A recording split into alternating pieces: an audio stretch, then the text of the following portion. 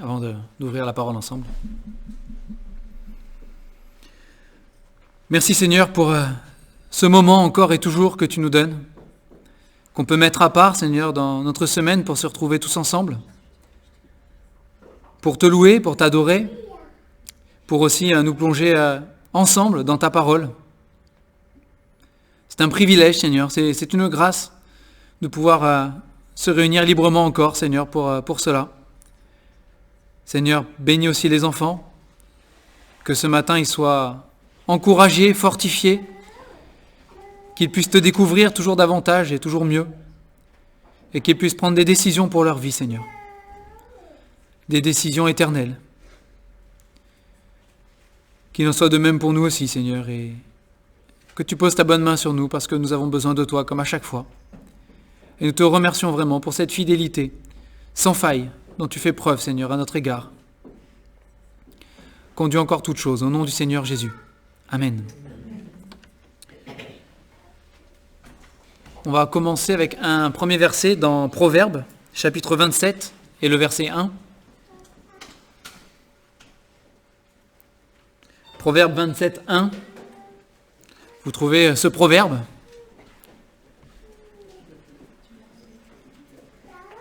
Proverbe 27, 1.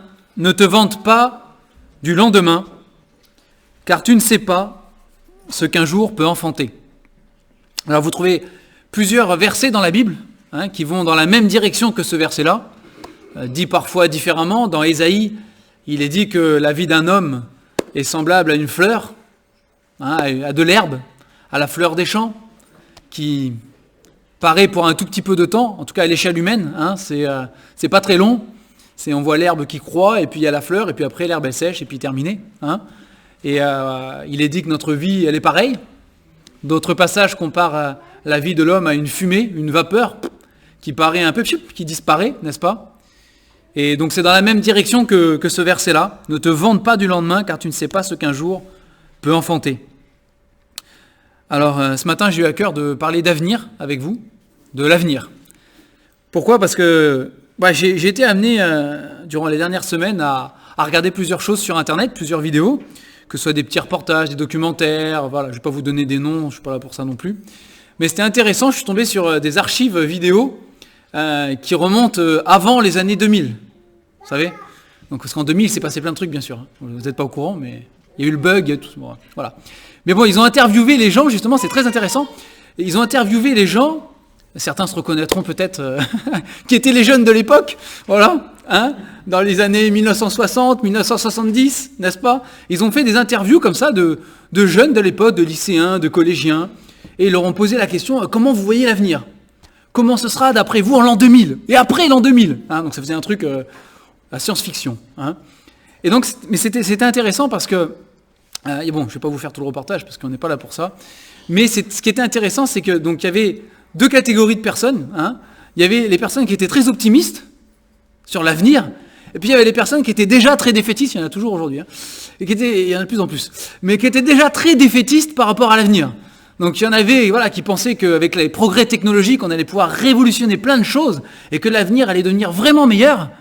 Et puis vous en aviez d'autres qui étaient déjà en train de se dire, vu comment la société est en train de partir, vu la société de consommation, ils disaient ça à l'époque, imaginez aujourd'hui, et tout ça, c'est fichu. Alors il disait oui, ce sera comme ça, et la personne qui interviewait, le journaliste, posait toujours la même question, et ce que vous décrivez, ça vous donne envie de le vivre ou pas ? Et majoritairement, en tout cas pour ceux qui étaient pessimistes, c'est sûr, ils disaient non, pas du tout. Et on voyait une peur, il y avait une peur, et ils posaient même la question plusieurs fois à des jeunes qui avaient 17, 16 ans, 13 ans parfois, est-ce que l'avenir vous fait peur ? Et majoritairement, c'était oui. On a peur de l'avenir. On ne sait pas ce que ça nous réserve, on a peur de l'avenir.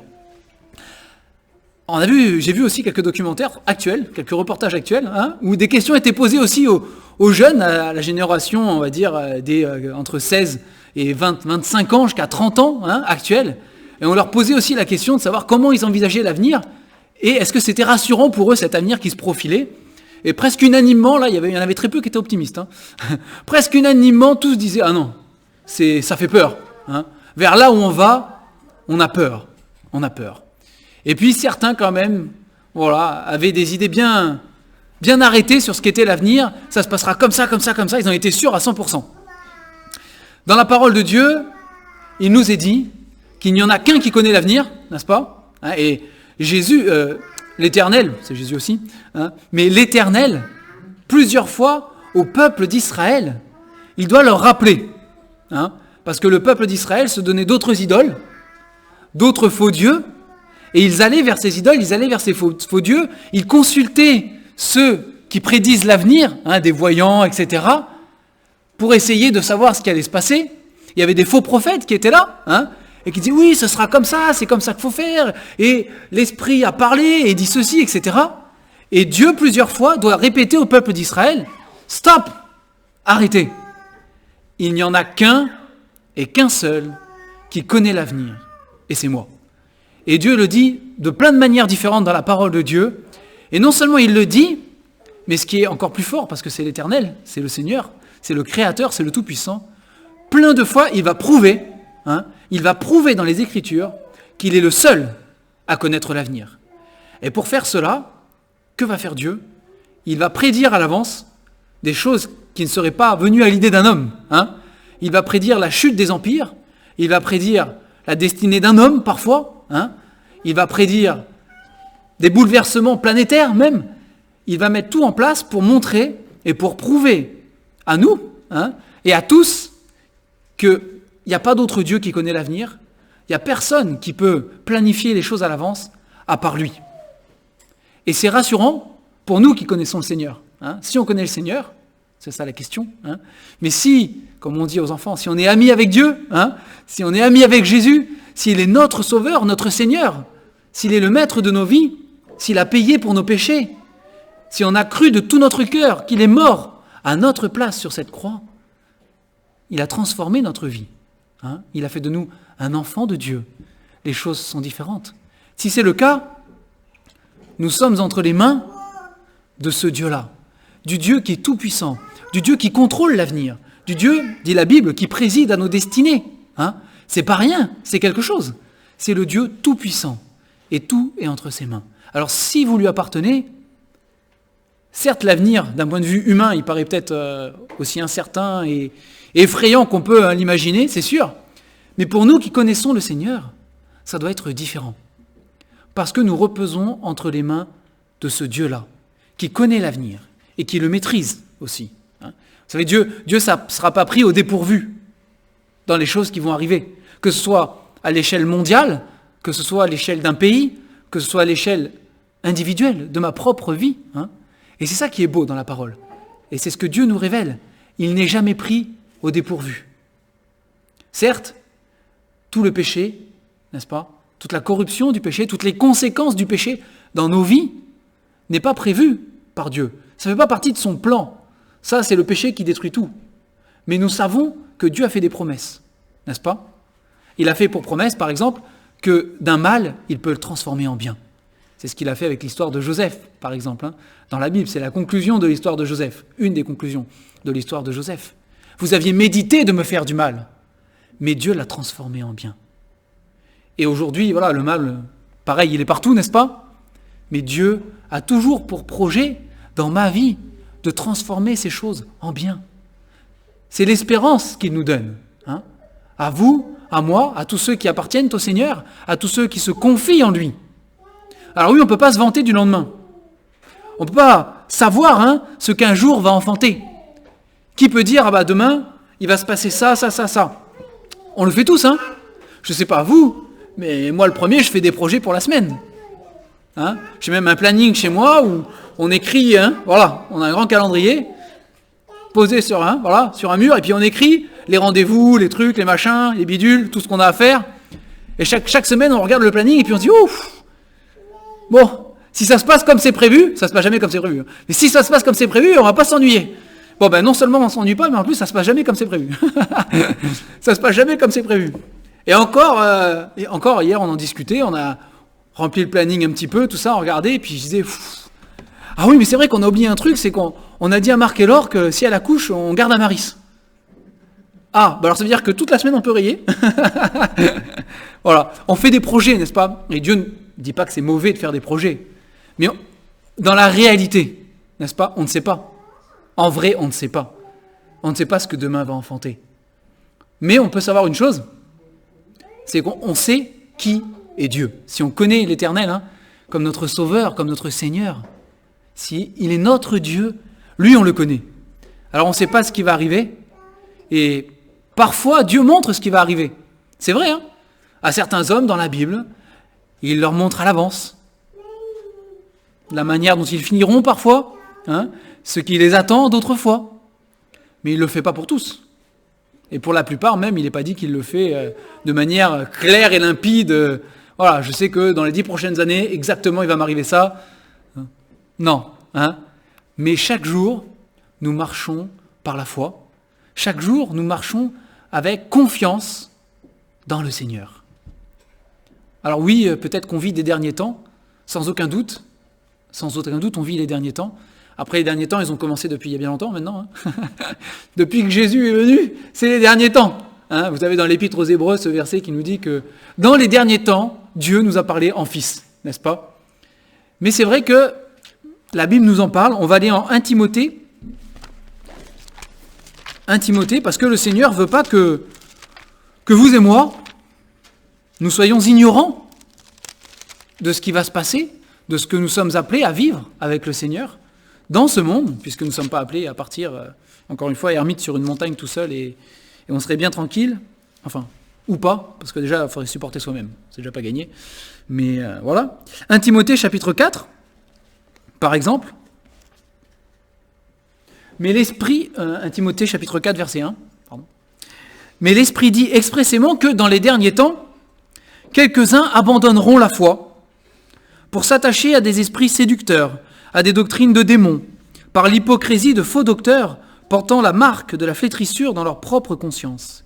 Ils prescrivent de ne pas se marier et de s'abstenir d'aliments que Dieu a créés pour qu'ils soient pris avec action de grâce par ceux qui sont fidèles et qui ont connu la vérité. Car tout ce que Dieu a créé est bon et rien ne doit être rejeté pourvu qu'on le prenne avec action de grâce, parce que tout est sanctifié par la parole de Dieu et par la prière. En exposant ces choses aux frères, tu seras un bon ministre de Jésus-Christ, nourri des paroles de la foi et de la bonne doctrine que tu as exactement suivie.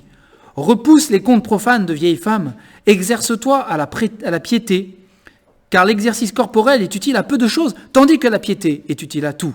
Elle a la promesse de la vie présente et de celle qui est à venir.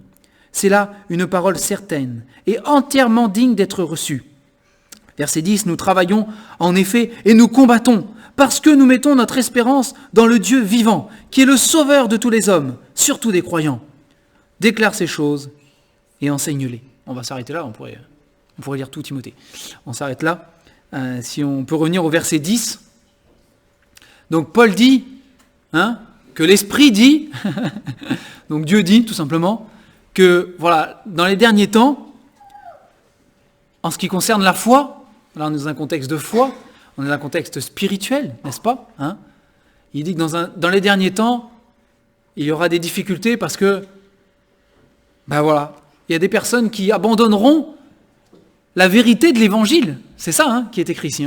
Ils abandonneront la vérité de la parole de Dieu, ils tordront la parole de Dieu, ou ils la mettront de côté pour faire des compromis avec le monde, avec la pensée, les pensées du monde, l'évolution de la société. La parole de Dieu sera tordue, sera mise de côté, sera abandonnée, même dans les milieux où on penserait pouvoir la trouver. Il dit il y en a qui le feront. Il y aura des faux docteurs, des gens qui se proclameront envoyés par Dieu, mais qui ne le seront pas, par exemple. Il y aura des prescriptions qui ne seront pas voulues de Dieu. L'homme rajoutera un tas de choses au-dessus de la parole de Dieu, au-dessus de la Bible, des idées humaines, des traditions d'hommes, des rites, des préceptes.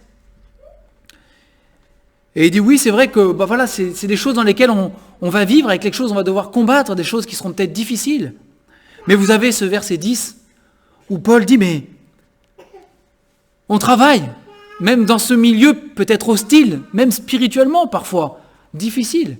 Il dit on travaille et puis on combat même, c'est un combat. Paul il prend l'exemple d'un combat plusieurs fois. Il avait l'impression, et c'était pas une impression, c'était la vérité, sa vie dans le domaine spirituel, dans le domaine de chaque jour, pour lui, pour Paul, c'était un combat. Il était sans cesse en train de combattre. Il pouvait combattre contre les fausses doctrines. Et combien de fois, les épîtres sont là pour l'attester, il a pris la plume, ou il a fait prendre la plume à un secrétaire et il dictait. Mais voilà, il devait prêcher et enseigner contre les erreurs qui étaient là, contre ceux qui voulaient déformer l'évangile de Christ, qui est si beau, si pur, si merveilleux, quand on n'y touche pas. Et donc il avait un combat contre ces gens-là. Il avait un combat à mener aussi pour chaque jour pouvoir prêcher l'évangile à ceux qui n'étaient pas sauvés. Il avait un combat à mener parce qu'il priait, et il dit des fois, je lutte dans la prière. Je combats pour vous dans mes prières. Un combat parce qu'il priait pour les frères et sœurs, il avait du souci pour eux. Et donc pour Paul, c'était un combat. Cette vie qu'il menait était un combat. Et il dit, voilà, nous combattons. Pourquoi ? Parce que les temps sont difficiles. Il y a de quoi être découragé, il y a de quoi être effrayé de l'avenir. Paul était prévenu par l'Esprit que dans les derniers temps, ce serait encore plus dur. Il y aurait de quoi dire, mais à quoi bon ? À quoi bon ? Et Paul dit non, on combat et on travaille pour une raison, et c'est le verset 10 ici, il dit, parce que nous mettons notre espérance dans le Dieu vivant. Et c'est intéressant qu'il précise vivant ici. Dans le Dieu vivant, dans le Dieu qui intervient, dans le Dieu qui agit, dans le Dieu qui peut changer les choses. Dans ma propre vie, et dans le monde, il a promis qu'il le fera, il y a des prophéties pour cela, mais c'est un Dieu qui est vivant, et ça change tout. Paul dit, on n'est pas en train de combattre, de travailler pour un Dieu qui est juste une idée, qui est un précepte, qui est une belle idéologie, un Dieu qui est là-haut, dans le ciel, dans les nuages, qui regarde les hommes, et puis voilà, il se débrouille.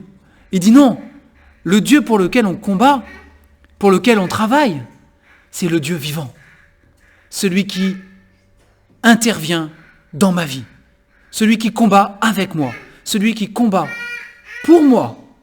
Celui qui combat pour les âmes qui sont perdues. Celui qui va combattre pour préserver la vérité de l'évangile et la pureté de l'évangile. C'est ce Dieu qui va combattre pour que les âmes soient sauvées. Pour que les enfants de Dieu puissent mener une vie de victoire. C'est ce Dieu-là. Ce Dieu qui est un avocat en même temps. Ce Dieu qui est un sauveur, un bouclier, un protecteur. Celui qui marche devant nous, celui qui marche derrière nous, celui qui marche à côté de nous, celui qui est en nous pour marcher aussi avec nous.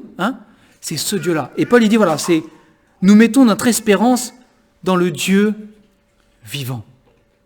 C'est là qu'était son espoir. Son espoir n'était pas dans les documentaires que j'ai vus, ils espéraient que la technologie pourrait renverser les choses et voilà. Dans d'autres discours, vous aviez l'impression que c'était un mouvement, une association écologiste ou autre, ou un mouvement politique qui allait pouvoir changer les choses. Paul, il dit non, nous mettons notre espérance dans le Dieu vivant. Parce que les choses de la terre, nul ne peut se vanter de connaître le lendemain. Nul ne peut se vanter de faire des projets qui révolutionneront et qui changeront tout. Mais nous pouvons mettre notre espérance dans le Dieu vivant. Parce que lui, il ne change jamais. Il ne déçoit jamais. Il n'échoue jamais. Ça, c'est quelque chose qui est fort. Dieu n'est jamais pris en échec. Satan a cru, n'est-ce pas, plusieurs fois, il a cru que Dieu pourrait peut-être être pris en échec, même si c'est de la stupidité et de l'aveuglement dans le péché qui l'habite. Il a fait chuter Adam et Ève, et Dieu a dit non. Ce ne sera pas la victoire pour l'ennemi, parce que Christ viendra, il écrasera la tête du serpent, il donnera la victoire. Et quand Satan a été l'instigateur de ceux qui ont crucifié le Seigneur Jésus, sans doute il a dû se frotter les mains un instant, mais Dieu a dit non, ce n'est pas la victoire pour l'ennemi, ce n'est pas un échec que Jésus soit sur cette croix, parce que c'est ma volonté. C'est moi qui l'ai voulu. Et c'est même ma victoire. Et ça a été la victoire avec la résurrection qui a suivi. Mais nous pouvons placer notre espérance dans ce Dieu-là. Mais si vous ne connaissez pas ce Dieu vivant et vrai, alors pour votre avenir, oui, vous pouvez avoir peur, vous pouvez être inquiet, vous pouvez être même effrayé, vous pouvez être déçu, découragé, déprimé. et toutes ces émotions qui nous submergent face à l'échec et face à un avenir qui s'annonce plutôt sombre que lumineux. Mais si vous connaissez le Seigneur Jésus, si vous avez goûté combien le Seigneur est bon, dit la parole, si vous avez goûté combien le Seigneur est bon, soyez en paix, parce que notre espérance, elle est dans le Dieu vivant, qui est le sauveur de tous les hommes, et surtout des croyants. Paul il dit mon espérance, elle est dans ce Dieu qui non seulement est vivant parce qu'il agit, il intervient dans ma vie, mais il est vivant, et c'est un Dieu qui sauve toujours. C'est encore aujourd'hui le jour du salut. On ne sait pas ce que demain va enfanter, mais on sait que tant qu'on peut dire aujourd'hui, c'est le jour du salut. Et même nous, enfants de Dieu, nous devons le garder, ça. C'est quelque chose d'important pour nous. Nous avons l'espérance que peu importe là où la société nous emmène et là où l'avenir nous emmène, humainement parlant, nous aurons toujours ce Dieu qui sauve, qui est là. Et Dieu pourra toujours sauver les hommes. Aussi loin que les hommes pourront aller dans le péché, la Bible nous déclare que là où le péché a abondé, la grâce a surabondé. Et même si c'est vrai que l'avenir est sombre, même si c'est vrai que l'avenir il est complètement incertain, qu'on a beaucoup de questions, on n'a aucune réponse, on peut être sûr d'une chose, c'est que peu importe la direction que l'avenir va prendre, Dieu sera toujours le Dieu sauveur. Il sauvera toujours des âmes. Des âmes pourront toujours se tourner vers lui, pourront toujours demander pardon, pourront toujours recevoir le Seigneur dans leur cœur, l'évangile comme étant la vérité. Ils pourront toujours être sauvés. Dieu le préservera jusqu'à la fin. Dans le verset d'Ésaïe que je citais tout à l'heure, où il dit que l'herbe sèche, n'est-ce pas, et la fleur tombe, il dit, mais la parole de notre Dieu, mais la parole de notre Dieu demeure éternellement. Et peu importe l'avenir vers lequel on va, la parole de Dieu, elle sera toujours la même. L'évangile nous proclame la parole. L'évangile est une puissance pour le salut de quiconque croit. C'est une vérité qui ne dépend pas de l'avenir de la planète, de l'avenir de l'humanité. Ça ne dépend de rien. Rien dans ce monde ne pourra impacter la puissance de l'évangile qui est le salut de quiconque croit. Jamais. Jamais. Jamais. Dans 2 Timothée, pardon.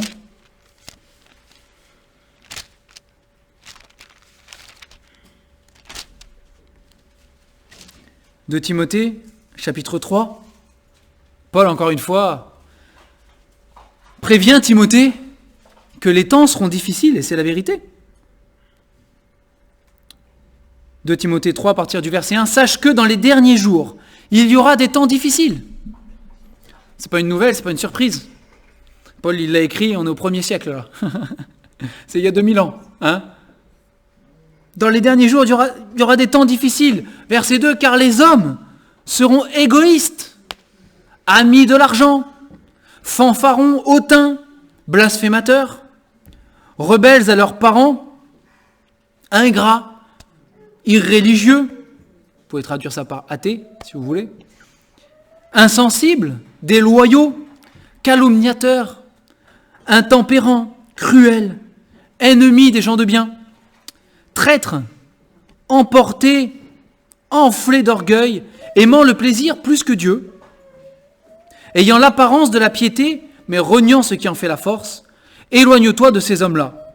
Il en est parmi eux qui s'introduisent dans les maisons et qui captivent de faibles femmes chargées de péché, agitées par des passions de toute espèce, apprenant toujours et ne pouvant jamais arriver à la connaissance de la vérité. De même que Janès et Jambres s'opposèrent à Moïse, de même ces hommes s'opposent à la vérité, étant corrompus d'entendement, réprouvés en ce qui concerne la foi. Mais ils ne feront pas de plus grands progrès, car leur folie sera manifeste pour tous, comme le fut celle de ces 2 hommes. Pour toi, tu as suivi de près mon enseignement, ma conduite, mes projets, ma foi, ma douceur, mon amour, ma constance, mes persécutions, mes souffrances. À quelles souffrances n'ai-je pas été exposé à Antioche, à Icône, à Lystre? Quelles persécutions n'ai-je pas supportées? Et le Seigneur m'a délivré de toutes. Or, tous ceux qui veulent vivre pieusement en Jésus-Christ seront persécutés. Mais les hommes méchants et imposteurs avanceront toujours plus dans le mal, égarant les autres et égarés eux-mêmes. Toi, demeure dans les choses que tu as apprises et reconnues certaines, sachant de qui tu les as apprises. Dès ton enfance, tu connais les saintes lettres qui peuvent te rendre sage à salut par la foi en Jésus-Christ. Toute écriture est inspirée de Dieu et utile pour enseigner, pour convaincre, pour corriger, pour instruire dans la justice, afin que l'homme de Dieu soit accompli et propre à toute bonne œuvre. Paul, il dit, voilà, Timothée, je te préviens, ça va pas être facile, hein. Et dans les derniers jours, ce sera difficile. Il dit, voilà, le Seigneur l'a montré, c'est la vérité. Clairement, le monde ne va pas aller en s'améliorant. C'est pas une nouvelle, hein, c'est depuis il y a 2000 ans qu'on le sait. Rien de nouveau sous le soleil, dit la parole. Ça n'ira pas en s'améliorant. C'est la vérité. Il dit, mais toi, Timothée, par contre, il dit, toi, demeure. Hein, c'est fort, hein, ce qu'il lui dit là, verset 14. Hein. Demeure dans les choses que tu as apprises. Qui peuvent, tu connais, et reconnu certaines, sachant de qui tu les as apprises, dès ton enfance, tu connais les saintes lettres, qui peuvent te rendre sage à salut par la foi en Jésus-Christ. Il dit, toi, le monde, il va partir à la dérive. Le monde, il va aller de plus en plus mal. L'avenir, il sera de plus en plus incertain. Ce sera de plus en plus compliqué, difficile, peut-être effrayant. Il dit, mais toi, Timothée, mon enfant, hein, il dit, demeure dans la parole. Demeure dans les saintes écritures. Demeure dans cette écriture qui restera toujours la même. Encore une fois, la parole de Dieu demeure éternellement. Il dit, toi, garde ton espérance, garde ta foi, garde ta vie. Parce qu'ailleurs, il dit, applique-toi à ces choses. C'est garde ta vie, enfermée dans la parole, dans l'écriture. Te laisse pas distraire, te laisse pas déstabiliser, te laisse pas effrayer par ce que tu vas voir, par le déclin du monde en général. Te laisse pas secouer par ces choses-là. Et même si dans ton propre avenir, il y a des choses, voilà, tu seras complètement et directement confronté à ces difficultés-là, à ce péché, aux conséquences du péché, n'est-ce pas ? On est tous impactés par ces choses-là. Il dit, même si tu es impacté, demeure dans ce que tu as reçu. Demeure dans l'évangile. Ne touche pas à l'évangile. Et cramponne-toi à l'évangile. C'est une vérité, c'est une puissance qui pourra te rendre sage à salut en Jésus-Christ, par la foi en Jésus-Christ. Hein ? Et c'est le message que nous devons garder. C'est le message que nous devons préserver. C'est la vérité que nous devons garder dans nos vies. Oui, on vit dans ce monde. Oui, il y a des choses qui pourraient nous effrayer. Et il y a plein de gens qui sont effrayés aujourd'hui de l'avenir. C'est vrai. Moi, je connais des gens, même assez proches, qui m'ont dit, nous, on ne veut pas d'enfants. On ne veut pas d'enfants parce que quand on voit le monde dans lequel on vit et ce qu'il va devenir, on n'a pas envie qu'ils vivent ça. On n'a pas envie. Et oui, on est au contact, hein, n'est-ce pas, de ces gens-là. Et on comprend, humainement parlant, c'est presque un choix de raison, humainement parlant, on comprend ce qu'ils ressentent, n'est-ce pas ? Mais comme dit la parole, ces gens, ils sont sans espérance et sans Dieu dans le monde. Et il nous est dit, c'est ce que nous étions tous avant de connaître Jésus-Christ. Et si aujourd'hui vous ne connaissez pas Jésus-Christ comme votre sauveur, c'est ainsi que vous êtes. Vous pouvez même avoir une religion, ça ne change rien. Même avec une religion, vous restez sans espérance et sans Dieu dans ce monde. Parce qu'il n'y a aucune solution. Il n'y a aucune paix. Rien qui rassure. Rien de stable auquel vous pouvez vous cramponner. Il n'y a rien. Il n'y a rien. Vous savez, dans la Bible, vous avez l'Ecclésiaste qui, lui, a essayé de se cramponner à toutes les choses qui pouvaient exister dans le monde pour trouver une stabilité, pour être rassuré. Alors, il a essayé la carrière, hein, une carrière, il a essayé dans plein de domaines, lui. Hein. Il a testé les arts, il a testé le travail, etc. Il a tout testé, mais une carrière professionnelle, l'Ecclésiaste, il était roi. Hein. Donc, s'il avait bien réussi dans sa carrière, c'était lui. Il aurait pu dire, moi j'ai réussi dans ma carrière, n'est-ce pas? Il peut essayer dans une carrière, puis c'est l'échec. Hein? Il a essayé dans les plaisirs du monde, puisque c'est ça, on va profiter de la vie. Vous connaissez ce proverbe égyptien qui est rentré dans le peuple d'Israël, mangeons et buvons, car demain nous mourrons. Il a essayé ça aussi, il a dit ça ne marche pas, il a tout essayé. Et son constat, c'est vanité des vanités, tout est vanité. Et poursuite du vent. Essayez de poursuivre le vent, vous allez voir, bon, vous allez paraître un petit peu bizarre, c'est sûr, mais surtout vous n'allez pas récolter grand-chose. Hein. À part des moqueries peut-être, mais pour le reste, c'est inutile. Il dit tout est vanité, poursuite du vent. Il n'y a rien dans ce monde auquel on puisse se raccrocher de manière ferme et durable pour notre avenir. Rien du tout. Rien du tout. Mais la Bible nous proclame que Jésus-Christ est le même hier, aujourd'hui et éternellement. C'est pas pour rien que Dieu, dans la parole, est appelé de nombreuses fois le rocher des siècles. Le rocher des siècles, ou le roc. Hein? Jésus dit, celui qui écoute ma parole et qui la met en pratique est semblable à un homme qui bâtit sur le roc. Sa maison est construite sur du roc. Et quand les difficultés vont arriver, peut-être que les battants des volets vont claquer un peu, hein, et que la maison va un peu, voilà, elle ne s'écroulera jamais, parce qu'elle est bâtie sur le roc. Le Seigneur Jésus, il dit autrement, vous êtes mes brebis. Il dit, vous êtes dans ma main, vous êtes dans la main du Père. Personne ne pourra vous ravir de ma main. Il y a une sécurité qui est là. Hein. Le psaume 23, quand je traverse la vallée de l'ombre de la mort, je ne crains aucun mal, car tu es avec moi. Vous savez, la vallée de l'ombre de la mort, c'est pas nécessairement le jour où je rends mon dernier souffle et que je passe de l'autre côté. Hein. La vallée de l'ombre de la mort, c'est chaque jour sur la terre. Hein. Elle est déjà là. Parce que qui sait ce que va enfanter le lendemain? Personne. Il dit, mais je ne crains aucun mal, car tu es avec moi. Car il y a ce rocher qui est là. Il y a ce socle qui est là. Il y a ce fondement qui est là. Immuable, éternel, sur lequel on peut s'appuyer, on peut s'accrocher, on peut demeurer là et dire, Seigneur, ok, on va vivre des tempêtes, on va être secoué dans tous les sens, et même le monde va peut-être s'écrouler dans tous les sens. C'est même fort probable qu'un jour ça arrive. Et la Bible dit que de toute façon, un jour, Dieu, lui, il va faire s'écrouler toute chose. Ça, c'est la vérité.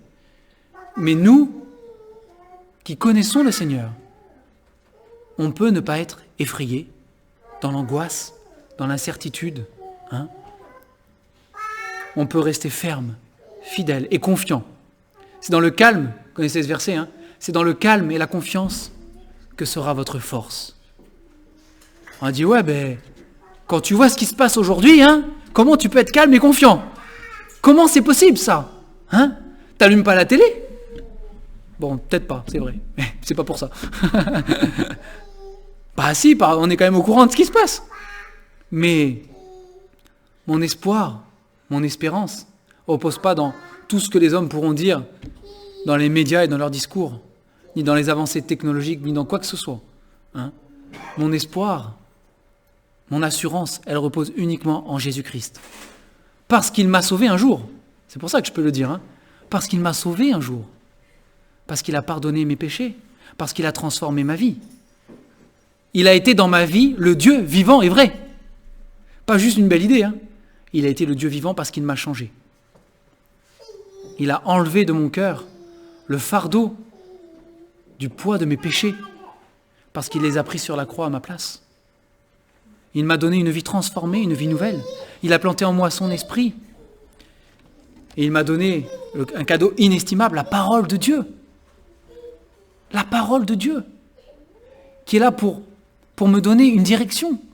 Qui est là pour répondre à mes questions, à mes craintes, à mes angoisses, à mes peurs de l'avenir, à mon incertitude face à ce qui arrivera plus tard.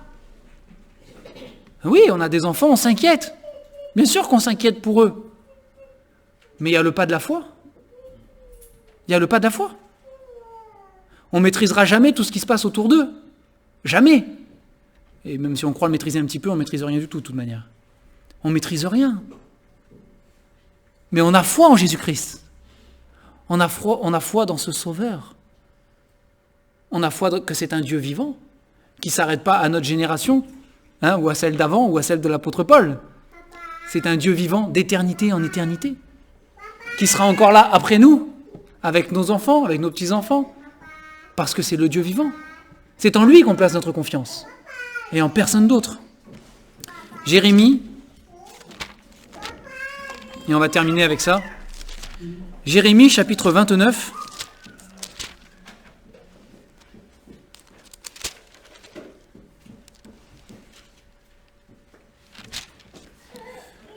Jérémie, chapitre 29. Vous avez le peuple d'Israël qui a été emmené captif à Jérusalem. Parler d'un avenir. Ils se retrouvaient déracinés de leur pays. Ils se retrouvaient dans un pays étranger.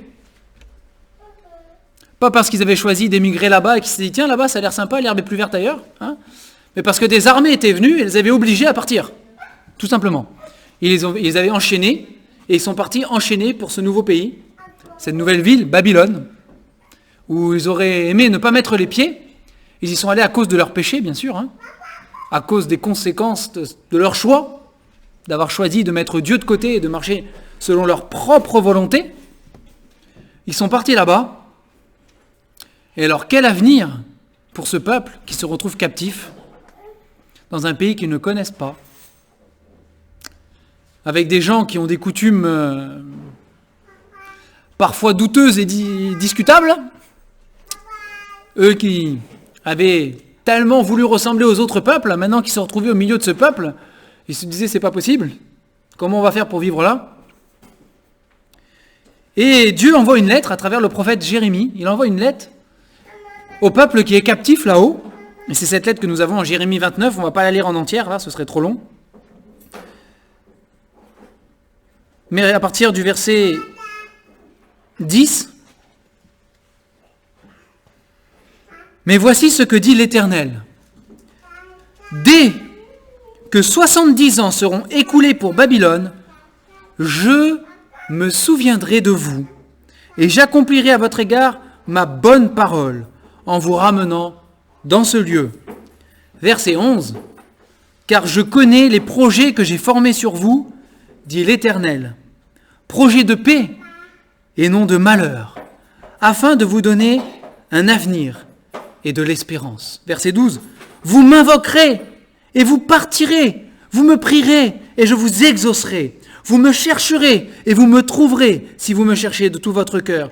Je me laisserai trouver par vous, dit l'Éternel, et je ramènerai vos captifs. Je vous rassemblerai de toutes les nations et de tous les lieux où je vous ai chassés, dit l'Éternel, et je vous ramènerai dans le lieu d'où je vous ai fait aller en captivité. On va s'arrêter là. Dieu dit, peu importe les circonstances actuelles, peu importe ce que vous vivez, moi, je vous ferai revenir. Donc ça, c'est une promesse pour Israël, n'est-ce pas? Il ne faut pas la tirer du contexte. C'est une promesse pour Israël. Et Dieu promet à Israël ici, à ce peuple-là, il leur promet un avenir et de l'espérance. Et il dit, j'ai formé sur vous des projets de paix. Ils venaient d'être capturés à l'issue d'une guerre qu'ils avaient perdue, emmenés dans un pays qu'ils ne connaissaient pas, captifs dans ce pays, et le pouvoir en place du pays n'avait aucune intention de les laisser partir. Ne croyez pas qu'ils n'avaient aucune intention de libérer ces captifs. Et eux, dans ce contexte-là, où tout semble perdu, Dieu leur dit, j'ai pour vous des projets de paix, j'ai pour vous un avenir et de l'espérance, et je vous ferai revenir, je vous libérerai, je vous ramènerai, et même à ce moment-là, vous m'invoquerez, je répondrai, vous prierez, je serai là, vous me chercherez, vous me trouverez. Il y aura une proximité, une intimité avec moi, dit l'Éternel, que vous avez peut-être jamais connu, ou que vous avez perdu, pour le peuple d'Israël en tout cas, dans son contexte. Et il dit, ça sera le cas. Mais si vous aviez été un Israélite à l'époque, captif et enchaîné là-bas, ou une fois qu'ils étaient arrivés, ils n'étaient plus enchaînés, ils pouvaient refaire leur vie là-bas, mais ils étaient quand même déracinés et plus chez eux. Vous aurez dit ça, vous auriez vu là où vous étiez, vous auriez dit, bon, déjà 70 ans, est-ce que je serai encore en vie dans 70 ans? Et puis bon, ça paraît quand même c'est mal barré, quoi. On va pas, ça s'en quand même pas par là. Hein. Et Dieu l'a fait. Dieu l'a fait pour Israël. Hein. Il l'a accompli pour Israël. Il l'a promis pour Israël. De la même manière, on regarde le monde dans lequel on vit. Hein. On ne se sent pas à notre place, hein, en tant qu'enfant de Dieu.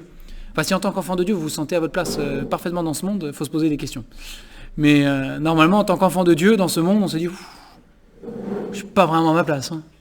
Je me sens pas bien. Je me sens pas bien. Entouré de gens qui ne vivent que pour le péché, je suis pas forcément très à l'aise. Hein. On se sent pas bien. On a l'impression d'être dans un pays différent d'une autre, n'est-ce pas? Et la Bible dit que notre patrie, elle est là-haut, et que nous sommes des étrangers et des voyageurs sur la terre. Donc c'est normal qu'on ressente ce malaise parfois de se dire, mais je suis pas à ma place là. Qu'est-ce que je fais là? Seigneur, en tout cas, moi, je préférerais être ailleurs. Hein. On préférerait être justement dans la présence des frères et sœurs, déjà, rien que ça, hein, comme avant-goût de ce que nous aurons plus tard là-haut, et qui sera sublimé largement, plus que des mots peuvent le décrire et en parler. Mais en attendant, oui, parfois je ne me sens pas à ma place. Hein, et l'avenir qui est là, l'avenir on ne le connaît pas. Dieu le connaît. Il connaît l'avenir du monde, il connaît l'avenir de notre pays, il connaît l'avenir de nos assemblées, et il connaît même mon avenir personnel et individuel, et il connaît l'avenir de chacun d'entre vous. Hein? Et le Seigneur a un plan et un projet pour chacun d'entre nous individuellement, personnellement. Il a un projet pour nous. Et peu importe si dans ce projet il y a de la souffrance, Paul a été persécuté, par exemple, pour ne citer que lui, il y en a d'autres. Hein. Nous-mêmes, nous avons été persécutés d'une manière ou d'une autre si nous avons toujours tenu bon pour l'Évangile. C'est vrai. Néanmoins, la promesse faite à Israël, elle est la même pour nous aussi. Hein. Dieu a formé pour nous des projets de paix. Dieu a formé pour nous un avenir, de l'espérance, parce qu'il a promis qu'un jour, tout ça serait terminé. Tout ce qui, aux yeux du monde, a de la force et de la valeur, disparaîtra. C'est ce que le Seigneur a dit. Et qu'est-ce qui restera? Même pas les vêtements. Rien. Plus rien. Il restera le Seigneur. Et il restera chacun d'entre nous, déjà individuellement, devant le Seigneur. Et après, toute la grande famille de Christ, nous resterons ensemble dans la présence du Seigneur. Et les projets de paix, hein, les projets d'espérance, cette espérance, cet avenir que le Seigneur promet, on le vivra pleinement. Hein. Complètement. C'est de manière tellement absolue et complète que, encore une fois, les mots manquent pour le décrire, et que même les auteurs de la Bible, inspirés par Dieu, ont décrit comme ils le pouvaient avec le vocabulaire qu'ils avaient, mais encore bien loin de ce qu'on vivra réellement quand on y sera. Hein. Et ça, c'est l'avenir que le Seigneur nous promet à nous qui sommes ses enfants. Et notre avenir, à nous qui sommes enfants de Dieu, notre avenir n'est pas lié à l'avenir du monde. Il n'est pas attaché à l'avenir du monde. Oui, on va vivre des choses dans ce monde, mais notre avenir, il est attaché au Seigneur Jésus. Et c'est tout. Et c'est pour ça que nous pouvons vivre dans le calme et la confiance, c'est pour ça que nous pouvons vivre en paix. Parce que mon avenir n'est pas lié aux décisions politiques qui sont prises, ou aux avancées technologiques, ou à d'autres choses. Hein. Mon avenir à moi, il est lié à Jésus-Christ. Et c'est tout. Juste à Jésus-Christ. Et j'espère que c'est le cas pour chacun d'entre vous. J'espère vraiment, quel que soit votre âge, parce que ça ne dépend pas de l'âge. Hein. Les jeunes ont été interviewés, mais il n'y a pas d'âge. Quel que soit votre âge, j'espère vraiment que votre avenir, il est uniquement lié à celui de Jésus.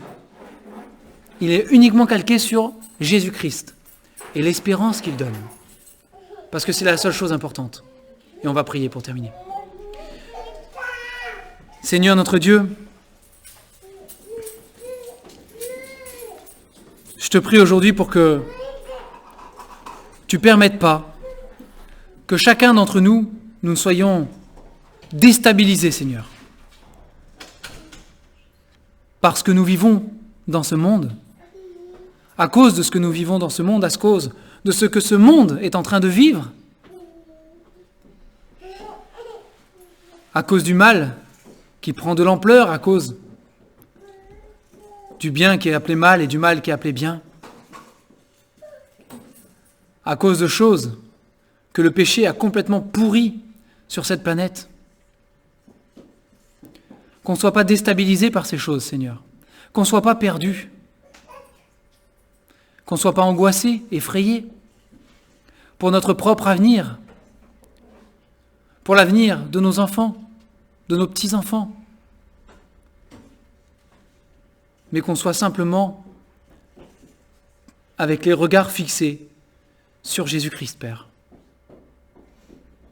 Que nous prenions conscience que notre avenir est indépendant, Seigneur, de l'avenir de ce monde, parce qu'il dépend uniquement de Jésus-Christ et de notre relation avec lui. Et Seigneur, toi qui es le Dieu vivant, toi qui es le Dieu sauveur, je te prie aujourd'hui, mon Dieu, que si parmi nous, il y a des personnes avec un avenir incertain, un avenir peut-être qui fait peur, je te prie, Seigneur, qu'ils trouvent en toi la paix, l'assurance, l'espérance que tu promets à ceux qui se tournent vers toi. Que ce soit le jour où ces personnes se tournent vers toi, te demandent pardon pour leurs péchés, reconnaissent et croient de tout leur cœur que tu as payé pour eux, que tu as pris la punition qu'ils méritaient sur cette croix, pour leur donner la possibilité d'avoir un avenir et de l'espérance pour toujours avec toi, Seigneur. Sois béni notre Dieu, au nom du Seigneur Jésus. Amen.